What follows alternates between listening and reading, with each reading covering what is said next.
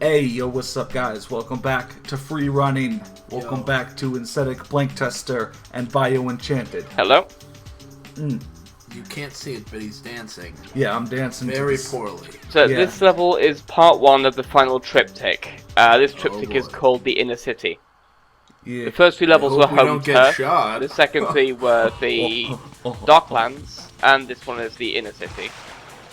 As an upper middle class citizen, I have to say I'm afraid of getting shot.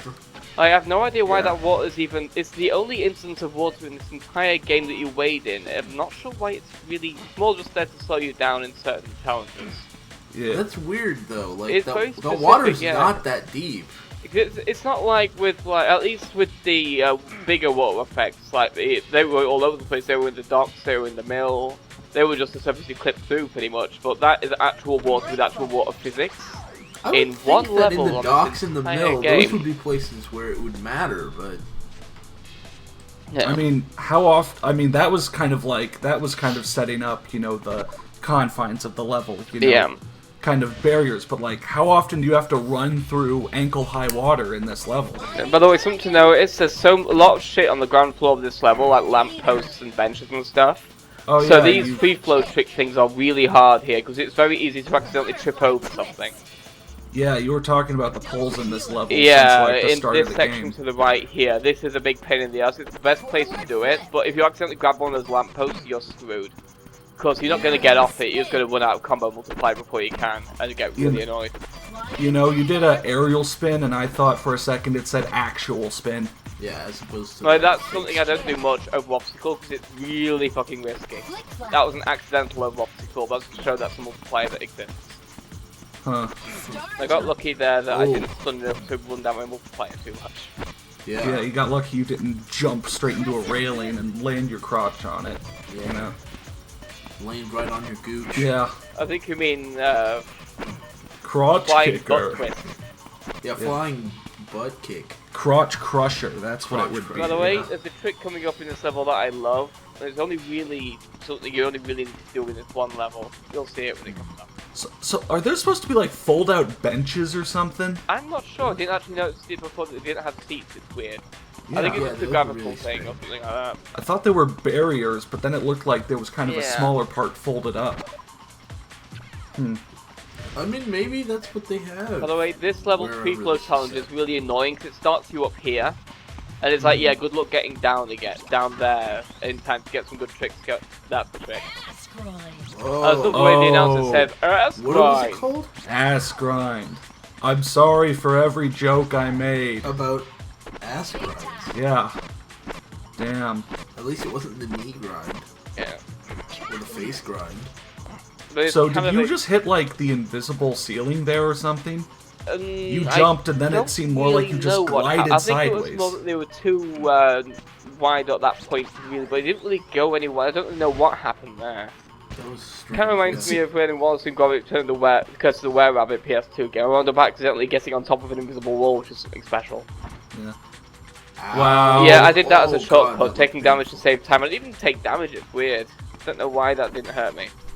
Oh, baby. But that did. It feels like in this level you're going back to doing challenges where you have no idea where you're supposed to go. Yeah, this level can be fairly confusing because it's very kind of wide. Yeah.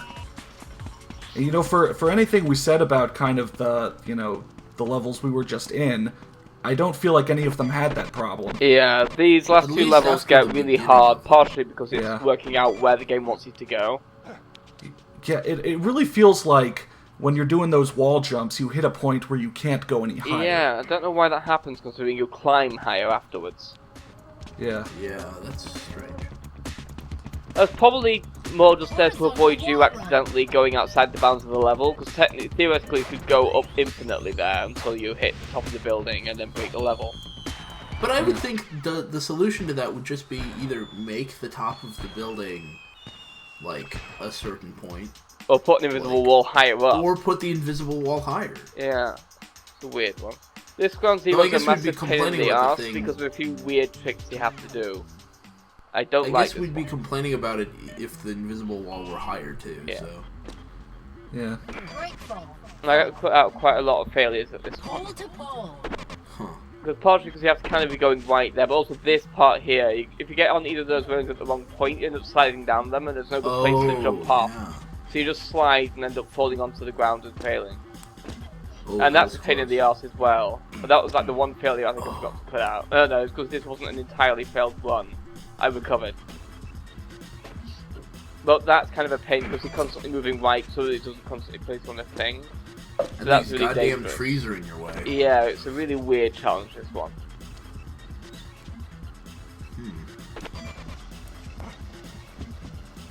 Yeah, for some reason, the tiny ledges around there actually don't count as ground because they're just a little bit off the ground.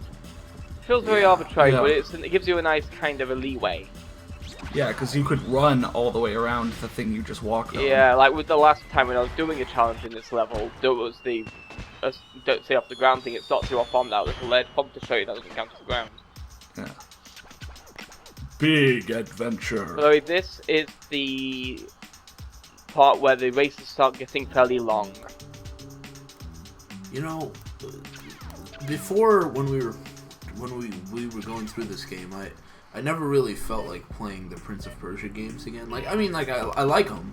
Yeah. But, like this game kind of, it was just like, whoa, that was kind of cool actually. Yeah. That's like the best. This is kind of the best way to get points in this game when doing races. To get them early, get them quick, and then just run your ass off to get to the end of the challenge thing. Yeah. Because it gives you less opportunities to fuck up if you do it early. Because it's like, okay, I've got the points, I just concentrate on completing the course. Yeah. Well, what I was saying was, it's like seeing all that water kind of makes me want to go back and play the garden levels. Yeah, I hated those points with like the really big fights in Prince of Persia. I was bad at the fights there. Like the elevator sequence at the end of the game. If I don't have all the tank containers by that point and get the freeze all the enemies thing, then I just can't beat the game from there because I'm not good enough to keep Pharaoh alive through that mess, even to keep myself alive, because that is a really hard fight. Yeah. So if I can't freeze time and just kill half of them immediately, I'm just like, yeah, I just can't do this. Yeah, I'm we've mentioned it before, but I really like that game. Yeah. I mean, I have the HD collection, but I also have back home. I have it on original media. So the annoying thing with this section is if you accidentally trip down, you can't really get back up because those roofs slope, and you end up sloping you right outside the bounds of the level and killing you. Oh.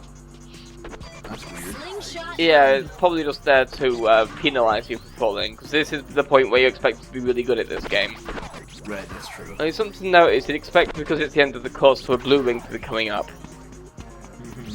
It's a 2-lap bastard, this race. Oh, wow. Yeah, the only race in the whole game that's 2 laps as well. Fuck. Why do people make 2-lap, 1-lap things instead of just making it a 2-lap race? But also, this is the reason that I don't do the race in the next level, because it is the same length, but only 1 lap. Oh. And when you see how big that level is, you'll know why I'm reluctant to try that race ever again. Because it's also got some bad camera angles at points that can kind of screw you over, and it's like, this is just frustrating and not fun at all. Oh, Insedic, what did you mean by that 2-lap, 1-lap thing? I mean, just, when levels set up races where it says it's only 1 lap, but then you do the same path twice or 3 times because they just make it normal checkpoints. This level seems like you could go back around it, but do a completely different thing. Yeah, it could have made you go through a different route. Yeah, but also this area up here is really annoying because in some of the challenges you have to go above those little tiny slope things and all those little radiators, but they're not all at this distance, so you can't just go straight forward, you have to kind of weave between them. Otherwise, you're just not going to make the jump, because they have that weird upward slope thing going on that makes them a little bit too high to really grab if you're just jumping for them. So you have to get on the radiators in between each one, so you're pretty much like, it's just there to slow you down. This is what I meant by being thrown out outside the level. Very Tomb Raider. I like the way his knees go backwards. Yeah. Just like Kali. Yeah. And here's finally coming up to the end of the bloody race. 3.5 fucking minutes later. Yeah. That's why I also didn't want to record the construction site race, because Imagine doing that a 4-minute lap, and then failing at the 3 or 4 minute mark. Yeah. Or falling behind to having to restart. It'd take me literally half an hour to get like 10 failed attempts, and that's a really hard race, so it'd be likely to get that many, so... Reminds me of, what was that snowmobiling game that I played on the PS3 or something? That I'm not going to cover because it's just boring. Yeah, it's just boring, but like, I never made it to the last level because apparently you need to get like all golds in all events. And there's this one where it's like a 6-minute race, and I mean, it's one of those games where the AI is never more than 3 seconds behind you, and what do you know, They're fucked up. rubber banding so hard that it's... One thing I do like with this game with that I fucked up 5.5 minutes is that with the races in this game, the AI does make mistakes. So if you play perfectly, you can get quite far ahead of them. Of course, if you screw up, they can catch up, but like, when you've got a race... You know how you see sometimes I go... two whole laps. You both are talking over each other. Sorry. No, I was going to say, when you've got a race that's 2 whole laps... I mean, how much is that needed? I mean, once you start to get ahead of the dude, if you're doing well, you're gonna be ahead of him. You know, he'll be making mistakes on his own, so that you don't need the extra time of the. It's like what I mean by mistakes. It's less he'll fall and more like, see how I've been going from pole to pole directly without stopping on the pole, for example. The AI will occasionally like freeze on the pole for a minute, you have to do an extra turn to get off it, or accidentally do a pole dance. Just the little things that'll give it this. Pole dance. You know what I mean, when you spin around it slightly and then finally able to jump off. Yeah, I got what you mean. And it gives you that extra edge you need when you're playing almost perfectly, where it's like, okay, I can get ahead a few seconds here because the AI is going to get stuck here. Yeah. So that is kind of kind with it. It makes the AI play like an imperfect human player, instead of having to go pole to pole to pole and making it have to play absolutely perfectly. Do you think that was awesome?